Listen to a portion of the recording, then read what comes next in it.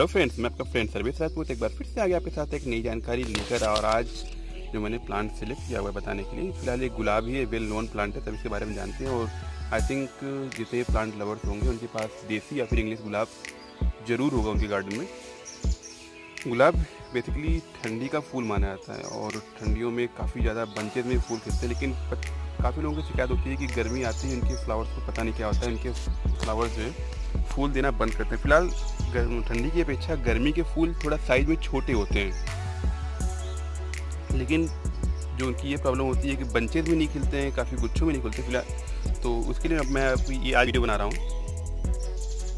आप देख सकते हैं मेरा ये 3 गुलाब अभी ऑलरेडी खिला हुआ है और ये खिलने वाला है। और मैं कल ही गिराता हूँ आपको, मैं 3 ये हो गए, 4 तो मैं आपको कल 4 5 6 7 8 9 10 इधर भी होगा 10 3 13 कलियाँ मात्र एक ही डाल में निकली हुई है। तो ये सिर्फ एक डाल का मैं दिखा रहा हूँ आपको, 13 कलियाँ सिर्फ एक डाल में। मेरे पास और ब्रांचेस भी दिखाऊंगा, अभी आपको दिखाऊंगा मैं धीरे धीरे।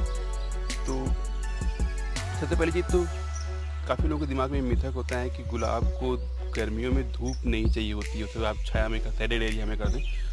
तो देखिए, गुलाब फुल सनलाइट में ब्लूम करता है पहली चीज़, लेकिन क्योंकि गर्मियाँ काफ़ी तेज़ हैं और गुलाब के पेड़ को तो नहीं, लेकिन इनकी जो पेटल्स हैं, गुलाब के जो फूल हैं, इनके पेटल्स को ये जल्दी बर्न कर देता है।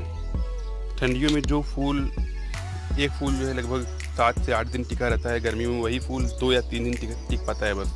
तो उसका रीज़न ये है कि जो फुल सनलाइट में आप रखते हैं जब, तो सन स्ट्रोक से आपके पेटल्स वो मुरझा जाते हैं। लेकिन अगर आप फुल सनलाइट इसे नहीं देंगे तो उसके बाद भी प्रॉब्लम यही आती है कि तब आपके फूल फुल ब्लूम नहीं कर पाएंगे। जैसे मैं दिखाता हूँ आपको मैं वहाँ दिखाया था, अब यहाँ भी देख लीजिए आप, ये दूसरी ब्रांच है मेरी इसी प्लांट की।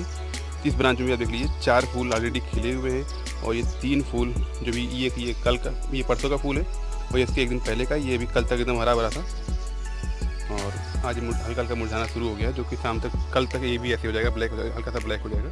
तो सनलाइट आपको देनी होगी, फुल सनलाइट देनी होगी, बस आपको ध्यान दिए रखना होगा। ठंडियों में हमें पानी कम देना होता है इसे, गर्मियों में थोड़ा सा पानी की क्वांटिटी आपको बढ़ानी होगी। आप करें क्या, इसकी गुड़ाई कर दें पहली चीज़। अगर आपने पॉट में लगाया हुआ है तब भी हल्की सी गुड़ाई कर दें, और ज़मीन में लगाया हुआ है तो आप इसकी अच्छी से गुड़ाई कर दें। गुड़ाई करने के बाद उसमें मल्चिंग कर दें आप किसी ऐसे ऑर्गेनिक मैटर की जो डिकम्पोज हो चुका हो, या फिर आप अगर सबसे अच्छी मल्चिंग जो होती है फिलहाल मेरे हिसाब से वो धान की भूसी होती है। अगर क्योंकि धान की भूसी में हल्का सा एसिडिक, धान की भूसी जो होती है हल्की सी एसिडिक होती है और आपके गुलाब के फूल को एसिडिक सॉइल पसंद होती है, गुलाब हो या फिर एजेलिया हो, उसको एसिडिक सॉइल पसंद होती है। तो अगर आप हल्की सी मल्चिंग कर देंगे तो उससे फ़ायदा ये होगा कि आप एक तो आपके प्लांट को एसिडिक सॉइल मिलने लगेगी, क्योंकि वो धीरे धीरे क्योंकि जो वो धान की भूसी होती है डिकम्पोज बहुत ही स्लो होती है। तो अगर आप उसे मल्चिंग कर देंगे तो धीरे धीरे डिकम्पोज होगी और धीरे धीरे हल्का हल्का करके इसका जो मतलब एसिडिक फॉर्म है, उसमें उसके अंदर जो एसिडिक गुड है वो धीरे धीरे पानी के साथ घुल के नीचे जाता रहेगा, आपकी इसकी गुलाब की रूट्स में मिलता रहेगा। तो आपकी गुलाब की रूट्स को जो है हल्के एक तो पानी उसका वो नहीं होगा, डिहाइड्रेट नहीं होगा। पानी जो गुलाब में आप देंगे वो डिहाइड्रेट होकर उड़ेगा नहीं, पहली चीज़। दूसरी चीज़ ये होगी कि आपके गुलाब को एसिडिक सॉइल मिलती रहेगी। पानी आपको कब देना है, अगर आपने पॉट में फिक्स किया हुआ है, ठीक है, तो पहली चीज़ आप उसमें गुड़ाई कर दें हल्की सी, उसमें हल्का सा धान की भूसी मिला दें। धान की भूसी इन केस अगर आपके पास नहीं अवेलेबल है तो आप उसमें कोकोपीट की ही मल्चिंग कर दें, जिससे आपके मल्चिंग करके फिर हल्की सी गुड़ाई कर दें, जिससे सॉइल में मिल जाए। तो इससे होगा क्या कि कोकोपीट हुआ या फिर धान की भूसी हुई, ये डायरेक्ट सनलाइट को आपकी सॉइल में नहीं आने देंगे, तो आपकी सॉइल का पानी उड़ने नहीं पाएगा, ठीक है। अगर आप पॉट में लगाते हैं तो हल्का सा गहराई कर दें, जिससे आपके पॉट में पानी इकट्ठा होने लगे। और जैसे होता क्या है कि अगर ठंडियों में अगर आप हल्का सा पानी डालते हैं तो थोड़ा सा पानी पूरी तरीके से ड्रेनेज होल से बाहर नहीं निकल पाता, ठीक है, क्योंकि वो ड्रेनेज होल से पहुँचते ख़त्म हो चुका होता है पानी। आप ध्यान दें कि हल्का सा गहरा करके उसमें गुड़ाई करके उसमें मल्चिंग कर दें, धान की भूसी हो या फिर आपके पास कोकोपीट अवेलेबल हो। और दूसरी चीज़, पानी आप उसको तब तक देते रहें जब भी आप पानी दें कि उसके ड्रेनेज होल से बाहर निकल जाए, जिससे आपकी पूरी की पूरी सॉइल मॉइस्ट हो जाए, ठीक है। अगर ऊपर से सन स्ट्रोक के कारण पानी ऊपर वेपरेट भी होता है तो नीचे से पानी उसकी रूट्स को जो है पानी मिलता रहे, ठीक है। पानी अगर आप पॉट में लगाते हैं तो आप उसको रेगुलर पानी दें। ड्रेनेज होल आपके चोक ना होने पाए, अगर ड्रेनेज होल चोक हो जाएगा तो ओवर वाटरिंग हो जाएगी। तो ड्रेनेज होल आपका चोक ना होने पाए रेगुलर पानी दें अगर आप पॉट में लगाते हैं तो, और आपने आउटडोर रखा हुआ है तो, ठीक है। अब अगर बात करें फर्टिलाइज़र की, तो मैं आपको बता दूं कि गर्मियों में आप कोई भी प्लांट हो उसमें कम से कम फर्टिलाइज़र जितना कम हो सके यूज़ करें, वो भी ऑर्गेनिक। केमिकल फर्टिलाइज़र बिल्कुल ही अवॉइड कर जाएं। जो भी आपको DAP NPK जो भी आप यूज़ कर रहे थे अभी तक, उसको बिल्कुल बंद कर दें। फिलहाल मैं ठंडियों में भी उसको सजेस्ट नहीं करता हूँ। और अगर आप यूज़ करना ही चाहते हैं तो आपको ऑर्गेनिक कोई खाद मिल जाए, जैसे कि पत्तियों की खाद या फिर काउडंग मिल जाए, फुली डिकम्पोज्ड। अगर फुली डिकम्पोज नहीं होगा तो वो कुछ दिन तक जो आपके सॉइल में नाइट्रोजन है उसे भी सक कर लेगा, तो आपका प्लांट की ग्रोथ कुछ दिन के लिए बिल्कुल ही स्टॉप हो जाएगी।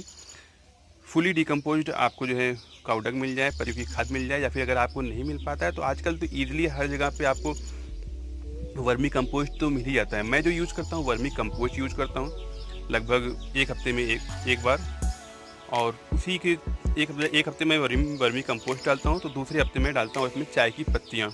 चाय की पत्तियाँ आपको आपके घर में चाय बनती हो तो उस चाय की पत्तियाँ जो छानने के बाद बच जाती है, उसको जो भी अलग चीज़ उसमें मिला रहता है, इलायची हो गई, अदरक हो गई, उसे निकाल करके उसे अच्छे से धुल लें। धुलने के बाद अच्छे से धूप में सुखा दें। सुखा के आप जो है इसकी रूट्स के थोड़ा सा तने के थोड़े से दूरी पे गुड़ाई करके उसे भी डाल दें। तो ये वर्मी कंपोस्ट और चाय की पत्तियों का असर है जो आपको इतने ज़्यादा बंचेस में आपको फ्लावर्स दिख रहे हैं।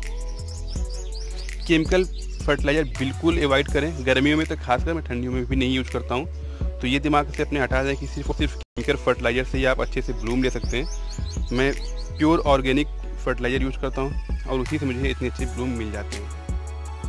सबसे ज़रूरी चीज़ होती है वो होती है पिंचिंग। तो जैसे मैंने बताया था आपको गजनिया वाले वीडियो में अपने, तो कि आप अगर किसी भी प्लांट में ज़्यादा फ्लावरिंग चाहते हैं तो उसके जो पुराने फ्लावर्स हैं जो सूख चुके हैं उनको आप कट करके निकाल दें। तो उससे होता क्या है कि जो सप्लाई होती है वो नए फ्लावर्स में आने लगती है। जो खाने की सप्लाई होती है, जो जड़ों से और अदर पत्तियों से जो खाना बन के आता है, वो सप्लाई उस फ्लावर में जो है सीडलिंग बनने के लिए ना यूज होकर कि नए बर्ड्स पे लगेगी, और नई नई ब्रांचेज भी निकलती है। गुलाब जो होता है वो नए ब्रांच में ज़्यादा खिलता है पुराने ब्रांच की अपेक्षा। मैं दिखाता हूँ आपको, जैसे ये नई ब्रांच है मेरी, इस ब्रांच निकली हुई, तो ये ऊपर जाके जो है इसमें बर्ड्स लगे हुए हैं, और जैसे ही जो है इसमें फ्लावरिंग कंप्लीट हो जाएगी तो इस ब्रांच को भी हल्के से कट कर दूंगा। ज़्यादा नहीं, मतलब कि हार्ड प्रूनिंग नहीं होती है, इसको पिंचिंग बोल सकते हैं आप। तो उस ब्रांच को भी आप कट कर देंगे तो नई ब्रांच वहाँ से निकल आएगी, तो उसमें भी फिर से बर्ड्स आने शुरू हो जाएंगे। तो मुझे पुरानी डाल में जो है वो बर्ड्स कम आते हैं, और अगर मैं इसको यहाँ से कट कर देता हूँ तो ये जो है अब खाने की सप्लाई ऊपर आगे जो नए फ्लावर्स हैं उसमें लगेगी। तो आपको ध्यान रखना होगा कि पिंचिंग करते हैं। उम्मीद करता हूँ आपको अच्छे से समझ में आ गया होगा। बस केमिकल फर्टिलाइज़र बंद कर दीजिए, सनलाइट इसको आप ज़्यादा से ज़्यादा दीजिए। अगर आपने ग्राउंड में लगाया हुआ है तो कोई दिक्कत नहीं, अगर आपने पॉट में लगाया हुआ है तो आपको थोड़ा सा केयर करना पड़ेगा। 12 से 3 वाली धूप आप थोड़ा सा अवॉइड कर जाएँ। ऐसी जगह पे इसको फिक्स करें जहाँ पे 12 से 3 वाली धूप उस पर डायरेक्ट ना पड़े। पिंचिंग करते रहें टाइम टू टाइम। इसकी जो फ्लावर्स मुरझा जाते हैं उनको कट करते रहे, जैसे ये फ्लावर है मैं भी इन सबको कट कर दूंगा। पिंचिंग करते रहे टाइम टू टाइम, और अगर हो सके तो ग्रीन नेट लगवा लें। अगर आपको कोई भी सवाल या सुझाव हो तो नीचे कमेंट बॉक्स में कमेंट कर दें, और वीडियो को लाइक कर दें अगर आपको पसंद आया हुआ है तो, और चैनल को सब्सक्राइब करना ना भूलें। अगर आपने सब्सक्राइब कर लिया तो बगल में बेल आइकॉन बना हुआ है उसे दबा दें, और फिर मिलेंगे एक नई जानकारी के साथ। तब तक के लिए good bye and take care.